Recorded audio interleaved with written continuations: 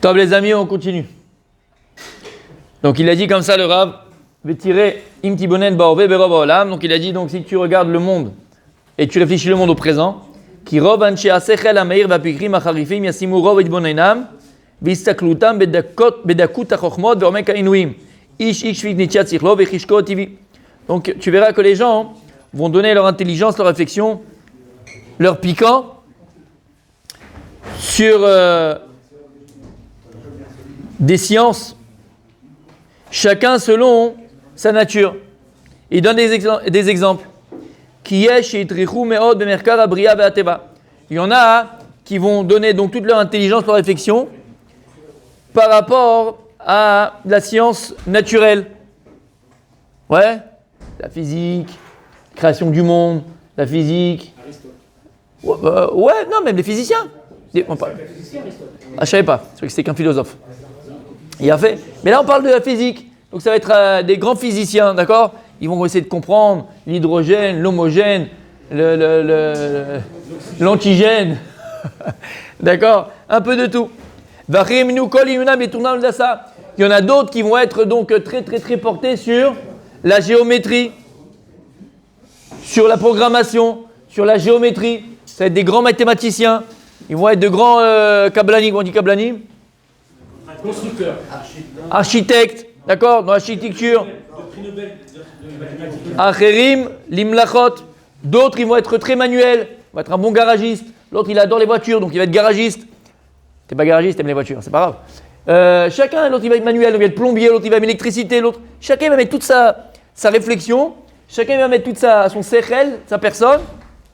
Chacun dans l'anitia qu'il a, dans la tendance naturelle qu'il va avoir.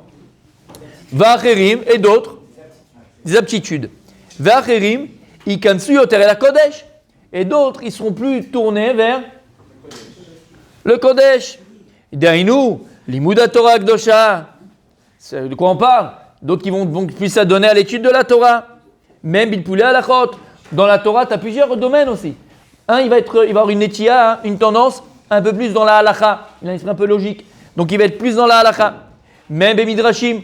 D'autres, non, il n'est pas très halakha. Bon, il connaît la halachot, mais il n'est pas très dans la halachot. Il n'est pas spécialiste, on va dire. Lui, il est plus dans les midrashim. Il aime le Ma'an Moez. Il aime le midrash rabbah. Il aime les histoires. Il adore les belles histoires. Même Bepsike Adinim. Il va être posek halakha. Mamash Dayan. Tac, tac, tac, tac, tac. Un charcutier. Bam. Il donne chacun son. Magnifique. Mais regardez, le Ramchal, il les met tous dans le même sac. Celui qui est dans la géométrie, celui qui est dans la physique, celui qui est dans la plomberie, et celui qui donne donc de son temps et de sa réflexion au Limuda Torah. Voyez ce qu'il dit. Ach meatim iyu minamin azeh asher yikbe'u eyun velimul ad ilyanesh lemuta avoda. Mais par contre, ils seront très peu nombreux, ceux qui vont fixer un temps et leur étude à l'ilyanesh lemuta avoda. Sur Be'emetz Kakadosh Borou, il attend de nous. Daïnou le Moussar. Tikkun Amidot, travailler ses midot. Eux, ils sont très, très, très, très peu nombreux. En fait, ça intéresse pas beaucoup de personnes. Se perfaire, ce qu'Hachim il attend de moi, la vérité, la crainte du ciel. C'est essentiel. Eh bien, mais si. Ach me'atim yu. Il y en a peu qui en verra peu. Al-Hava, il dit. Mazé Hava, c'est quoi l'amour? Tu vas te marier bientôt, Besrat Hashem. C'est quoi l'amour? Si tu ne sais pas avant, c'est quoi l'amour? Qu'est-ce que tu vas chercher dans ton couple? Ça dépend lesquels. Ceux qu'on cherchait. Ça dépend lesquels. Pas ceux qui donnent. Un conseil entre eux, ne demande pas Roger. Roger, il se plante tout le temps ici. Pas Roger, d'accord? Donc il dit Al-Ahava, Behemet, Al-Aïra, sur la crainte. Vous savez, le plus grand problème qu'on peut rencontrer dans notre vie, c'est quoi? À part la belle-mère qui vient Shabbat. D'être seul. Ouais, ça c'est vrai que ça peut être un problème. Mais le problème du vécu, lorsque tu veux te réaliser, lorsque tu veux devenir, lorsque tu veux faire, lorsque tu veux partager, le problème c'est qu'on ne sait pas définir les choses. C'est ça le plus grand problème. Tu te maries, mais c'est quoi le mariage? Tu veux aimer, mais c'est quoi l'amour? Tu veux craindre, mais c'est quoi la crainte? Tu veux donner, mais c'est quoi le don? On a parlé, c'est quoi le don? Donc en vérité, le plus grand problème qu'on peut rencontrer égal dans la vie, c'est qu'on ne sait plus définir les choses.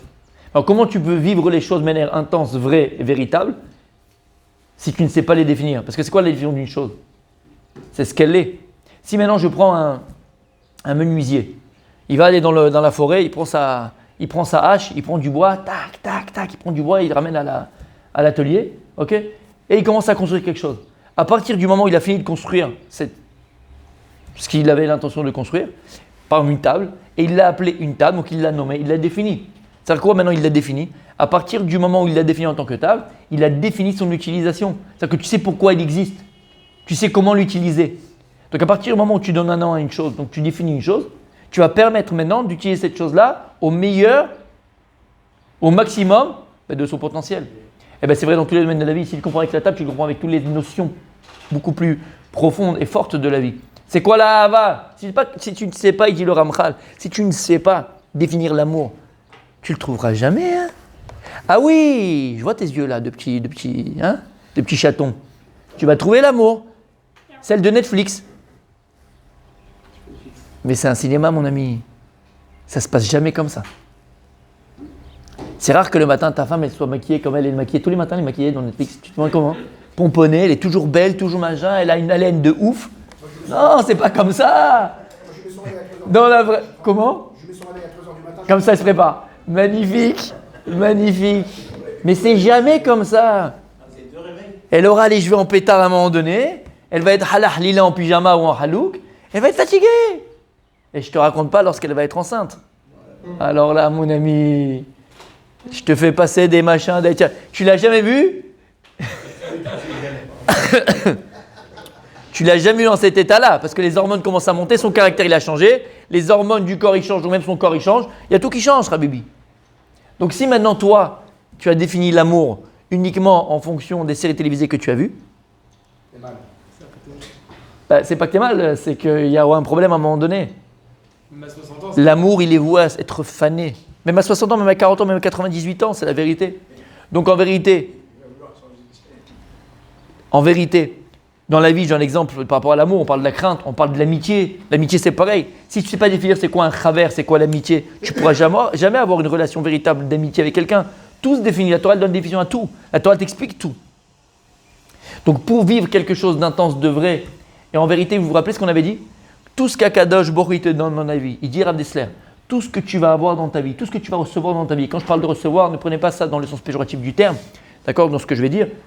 D'accord, prenez dans le sens large du terme. Pour un homme, pour une femme, l'homme est chané pour tout le monde. Quand tu vas te marier, tu reçois entre guillemets un mari, c'est un cadeau d'Hachem. Tu reçois une femme, c'est un cadeau d'Hachem. Tu reçois des enfants, tu reçois un travail, tu vas recevoir une voiture, tu vas recevoir une maison, tu vas recevoir tout ce que tu reçois, même de matériel et surtout de matériel.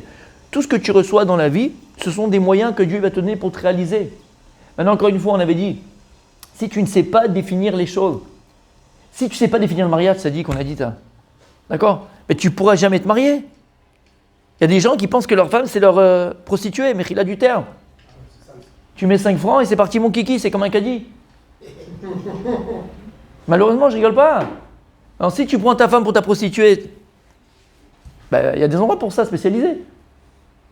Maintenant, voilà que ça fait partie du couple, mais ça fait partie du mariage, que c'est beaucoup plus fort, beaucoup plus intense, beaucoup plus vrai. Donc, encore une fois, pour vivre la chose de manière vraie, intense, et que cette chose-là, encore une fois, ce moyen que Dieu te donne, il va te permettre de te réaliser, il faut que tu arrives à le définir. Et il dit le Rav ici, donc tu verras beaucoup de personnes qui vont mettre tout leur esprit, toute leur réflexion sur des choses d'industriel, sur du télémarketing, sur du management, sur de la médecine, sur de la chirurgie, c'est des trucs extraordinaires. Une fois, j'ai eu une discussion avec quelqu'un, et la personne, elle m'a dit une phrase, je lui ai dit, mais tu ne sens pas que c'est débile ce que tu dis?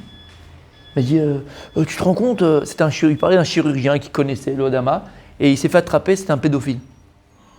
Bon, ouais, ça peut arriver, d'accord. Et le gars, il était choqué. Je ne comprends pas. Non, mais attends, non, il t'a dit, je ne comprends pas comment c'est possible. Il a fait 25 ans d'études, comment c'est possible? J'ai dit, quel rapport? Tu veux faire 50 ans d'études, quel rapport entre qu'il fasse chirurgien, c'est une science, et comment il se comporte de la vie?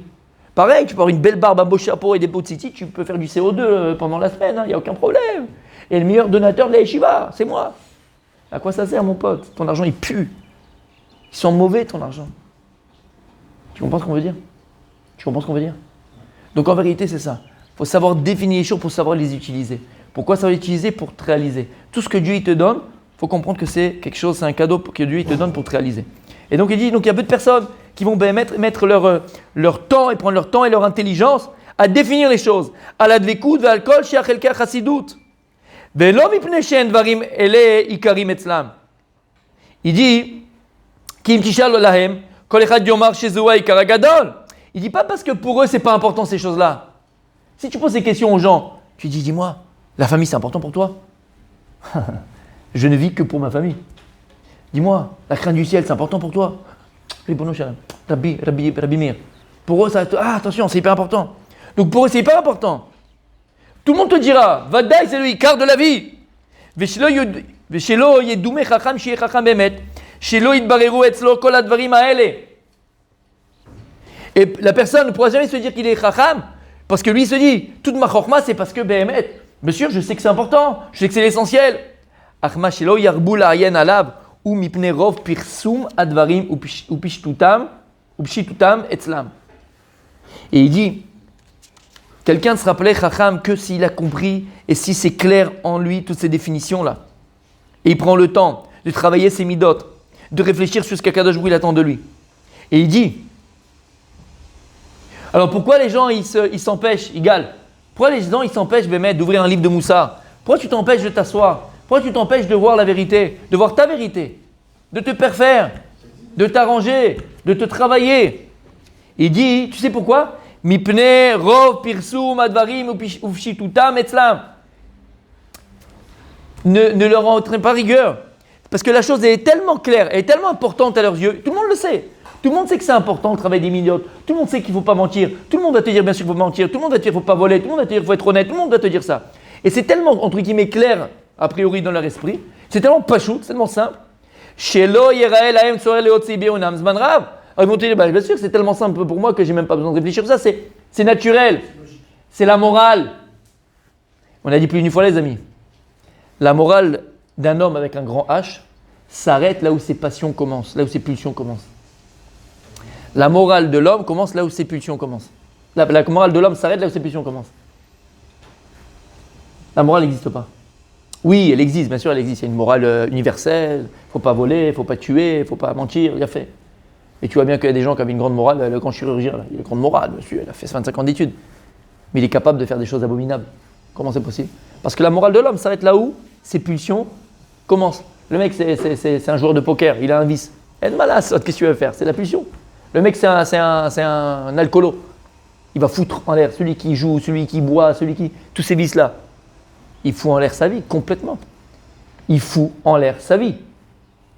Complètement. Il perd son couple, il perd ses enfants, il perd son travail, il perd sa parnassa, il perd tout. T'as entendu cette anecdote, ouais? Une fois, j'allais chez mon... Donc, il faut bien lutter contre ces pulsions, c'est ça Mais qu'est-ce qui va faire lutter? C'est pas ta morale qui te fera lutter contre tes pulsions. Parce que la morale humaine s'arrête là où tes pulsions commencent. Alors, c'est quoi? Ton obligation, Hirat Shamayim, la crainte du ciel. T'es obligé. T'es obligé. Que tu le veuilles ou pas, Asher qui est bemitzvotav etzivenu, yesh lechat siwi machem. Il y a le Melech Malchei Amlechim, le roi des rois, il t'interdit de jouer aux cartes, il t'interdit de boire jusqu'à devenir saoul, il t'interdit de frapper ta femme, il t'interdit de voler, il t'interdit. Ah mais c'est lui qui t'a dit non. C'est ça qui paraît être la puissance de l'homme. Donc c'est pour ça qu'il dit la Gemara que autant de la Gemara, autant même pas des rois, autant des rois, il y avait un grand Yetzera, un grand Yetzera d'Avodah Zara. On ne peut pas comprendre aujourd'hui. On va dans Sanhedrin. Ad Kedekar Samer. T'es arrivé Samerbet? Samerchet. Samerbet. Samerchet ou Samerbet? Samerchet, je crois. Ou Samerbet. En tout cas, la Gemara là-bas, elle dit quoi? Hein? Qu'à un moment donné, un Tchèque Sagra, ils ont vu que la Avodah Zara, c'était trop. Tous les Juifs, ils couraient vers la Avodah Zara. Il a dit si t'étais à mon époque, tu aurais couru comme moi. Et ils ont demandé à Kadosh Baruch Hu d'annuler le Yetzara de la Avodah Zara. Ils ont fait des tfilotes, il y a un Peteg Nashim qui est descendu. Il est sorti Yetzara du Bet Kodesh Kodashim avec comme un lion de feu, comme ça la Gemara dit. Ils l'ont attrapé, il y a un poil de feu qui est sorti. Il dit le Marsha, pourquoi il y a un poil qui s'est détaché? Pour ne pas enlever complètement, entièrement le libre arbitre de la Avodah Zara. Pour ne pas enlever complètement le libre arbitre de la Avodah Zara. En tout cas, ils ont annulé. Maintenant, quand ils ont dit le Yetzara de l'Avodah Zara, l'idolâtrie, ils ont dit en vérité, tout ce que l'âme Israël, il faut l'idolâtrie, c'est pas pour ça, ils savent c'est pas Dieu. Et là, ils font ça pour se permettre les harayot, pour se permettre la luxure. La luxure. Parce que tant que tu dis qu'en vérité, il y a un Dieu qui t'interdit d'eux, alors ça t'empêche. D'accord ? Mais quand maintenant tu dis, il n'y a pas de Dieu, c'est le Dieu du sable, le Dieu du Bouddha, le Dieu du Gouda, le Dieu de la Gouda, alors à ce moment-là, tout est permis. Et une fois, j'ai assisté, Béhémet, il y avait un jeune garçon, il était avec son grand-père, en train de parler. Alors le grand-père, il faisait même pas kippour, je crois. Rien du tout, ouais, il ne faut même pas kippour, rien du tout. Et le petit, au Hachem, il est religieux, il était religieux. Et il parlait avec son grand-père, il était petit, il avait peut-être 10 ans. Et il parlait avec son grand-père, papy, pourquoi tu fais pas Shabbat, pourquoi tu fais pas tata, pourquoi tu fais tata. Et le grand-père dit non, c'est pas pour nous, tatati, tatata, papa. À la fin, le petit, il a été hyper intelligent, Béhémet, impressionnant. À la fin, parce que le petit disait, mais regarde, tu peux pas te dire que le monde a été créé comme ça. Regarde comment tout est à sa place, comment tout est clair, comment on voit Dieu partout, tatati, tatata. À la fin, c'est ce qu'il a répondu, le grand-père. Je veux pas être obligé. Si je crois en Dieu, je serai obligé. C'est matin. Et c'est la phrase magique. À partir du moment où tu dis que Dieu il existe, c'est que tu es obligé d'eux. Donc en vérité, un athée n'existe pas, tu sais ça. Les athées, c'est le plus grand croyant. Tu ne veux pas combattre quelque chose qui n'existe pas. Tu as fait un parti contre les martiens, toi ? Non, pourquoi ça n'existe pas, donc on ne va pas faire un parti contre les martiens. Tu vas aller contre quelque chose qui existe. Un peu ou beaucoup, le méchané, qui existe. Donc en vérité, si tu combats l'existence de Dieu, c'est que Dieu il existe. Sinon, tu ne combattrais pas quelque chose qui n'existe pas. C'est absurde. Tu as compris ? Donc les athées, c'est les plus grands croyants. Mais c'est les plus grands croyants. Mais c'est un clash dans la vie. Même toi, au niveau personnel. Ouais, des fois. Tu ne veux pas combattre quelque chose qui n'existe pas, par définition. Donc si tu crois. Des fois, il y a des gens qui combattent leur peur. Mais pas dans le bon sens. Tu comprends ce que je veux te dire ? Pas dans le bon sens. Combattre leur peur, pas dans le bon sens, c'est-à-dire. C'est-à-dire que tu pas dans le bon sens. C'est-à-dire que tu combats ta peur pour arriver et avancer. Exactement. C'est que le gars, Bémet, il veut se persuader que, en vérité, c'est que tu as peur. Dans l'autre sens. Tu ne combats pas une chose qui n'existe pas. C'est un klal dans la vie. Maintenant, encore une fois, donc ils ont annulé le Yetzara de l'Avodah Zara pour se permettre la rayot. Donc tu vois bien que quoi ? Que le vrai problème, c'est pas parce que Dieu. C'est quoi ? C'est parce que l'homme, il a des pulsions, il a des passions. À partir du moment où tu es obligé par Akadosh Baruch Hu, c'est la barrière. C'est ça qui t'empêchera d'eux. Et ça, je le dis plus une fois, c'est que un enfant, Bezrat Hashem, vos enfants quand ils seront très petits, bourrez-les d'Yirat Shamayim. Un enfant quand il est petit, il faut lui mettre, allez vas-y, abreuve-le à la Yirat Shamayim. Pourquoi ? Parce que c'est ça à un moment donné dans sa vie, lorsqu'il sera devant une situation difficile ou des pulsions, des passions, c'est ça qui le bloquera, c'est la Yirat Shamayim, c'est pas sa morale. On parle pas de morale humaine, Sœur Teresa, il faut aller aider les petits Japonais à Hiroshima. Non, laisse tomber. Si tu vas aider un petit Japonais à Hiroshima, ou tu vas aider quelqu'un, c'est parce que Dieu t'a demandé de le faire. Alors là, tu seras obligé de le faire. Mais si c'est par morale, encore une fois, à partir du moment où ta pulsion, ta passion, ton Yetzara à te dire l'inverse, tu t'arrêteras de le faire. Donc, nous dit le Rabbi ici. Oui ? J'ai pas entendu. Comment tu fais pour faire grandir ton Yirat Shamayim ? Alors on va le voir, Besser Hashem, d'accord ? Ça c'est Yafé. Et tu en as vu le matin, mais on le reverra. En tout cas là, il dit le Rav. Donc c'est pas que les gens ils sont mauvais foi, c'est que c'est tellement simple pour eux ces principes-là d'être honnête, d'être vrai, que le type il va pas prendre le temps de les réétudier. Il va pas prendre le temps de s'asseoir et d'y réfléchir.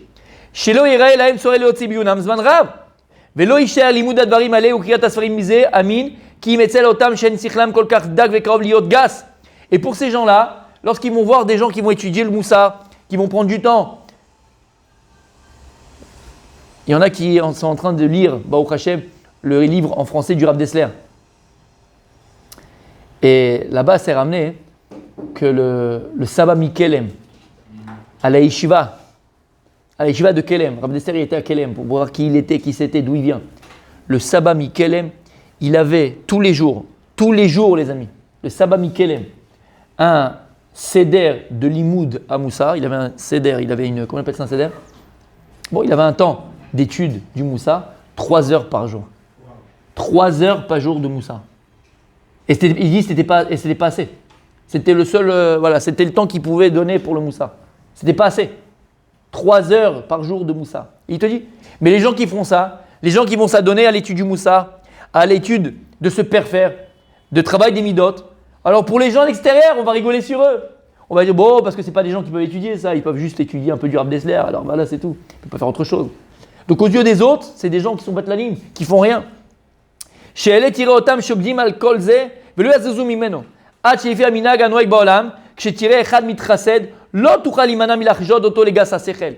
Et lorsque même toi, tu verras quelqu'un qui est un peu plus dans l'Ikouté Moharan, qui est un peu plus dans Balatania, qui est un peu plus dans le Rav Dessler, qui donne un peu plus dans les Feshechaim, qui donne un peu plus dans le Ramchal, qui donne tous ces livres-là, qui te perfèrent, qui t'apprennent à savoir qui tu es, à travailler tes midotes, les gens à l'extérieur, ils vont dire, bon, celui-là, c'est un rigolo, celui-là, c'est un petit joueur.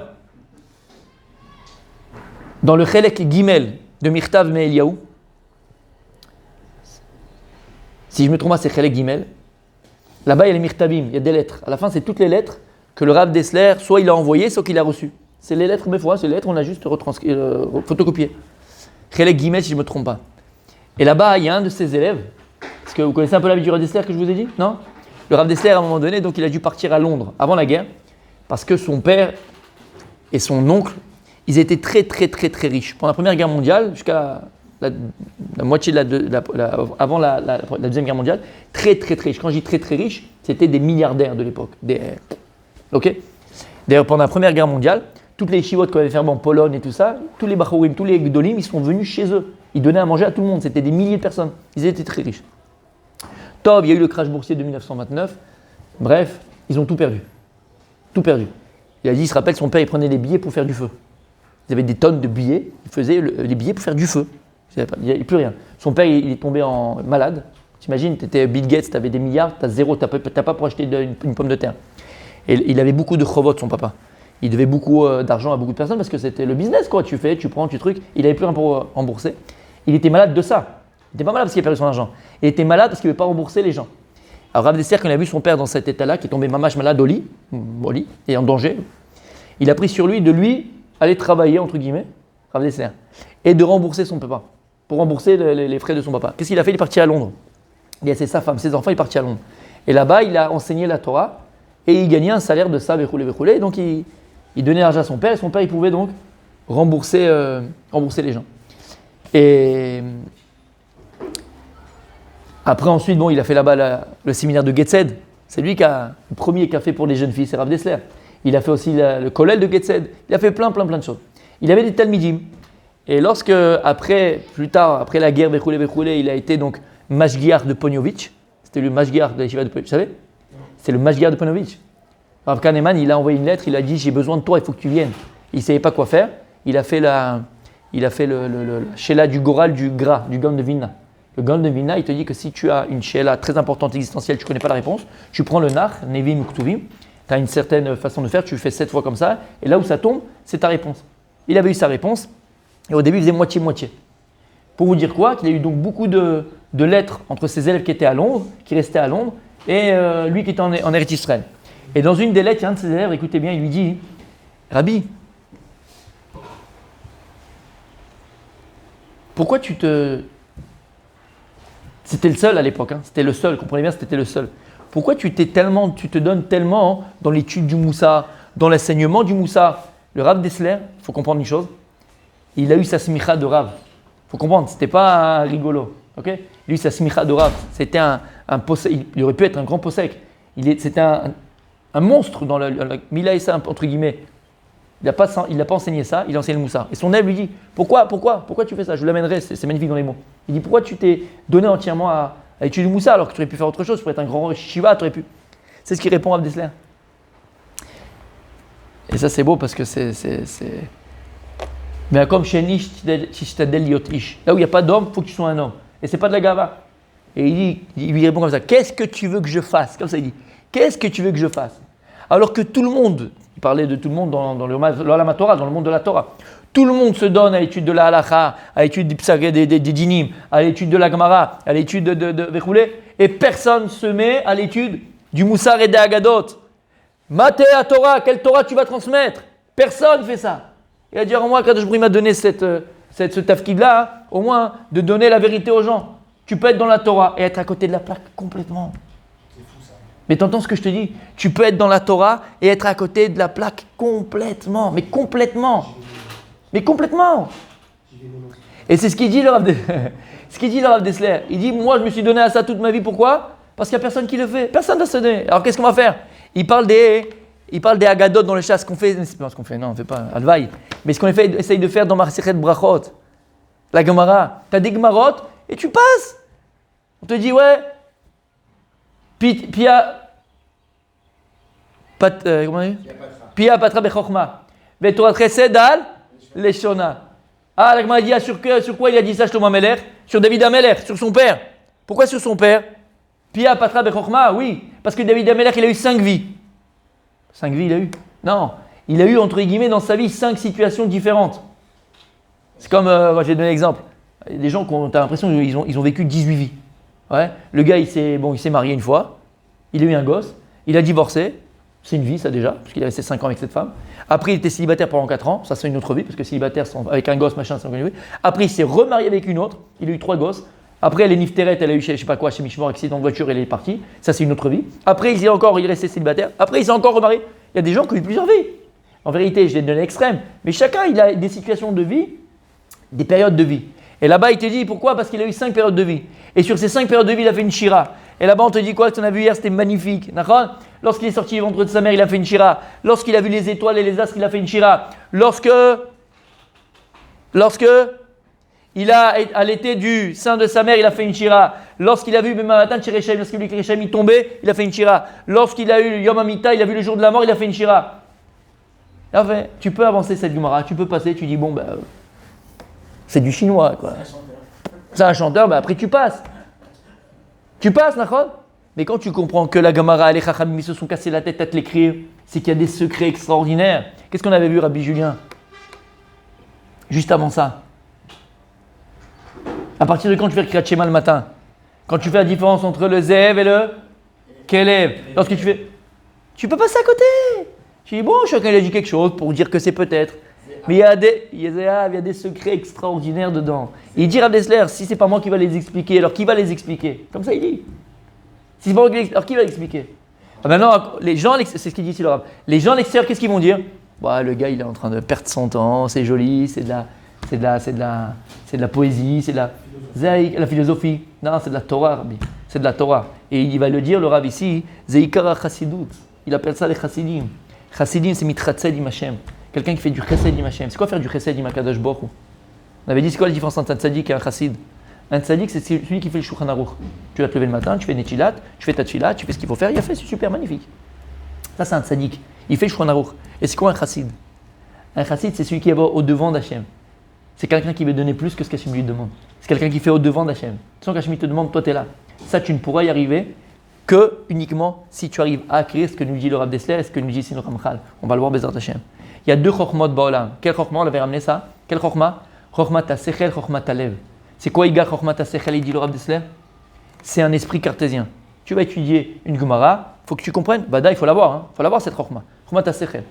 Un tel il dit ça, un tel il dit ça. Marloquet, Rabbi Akiva, Rabbi Shmuel. Qu'est-ce qu'il dit? Pourquoi? Quel pasouk? Tatati, tatata. Conclusion, logique, magnifique. Ça c'est quoi? C'est cartésien. 1 et 1 font 2. Chokhmat ha-sechel.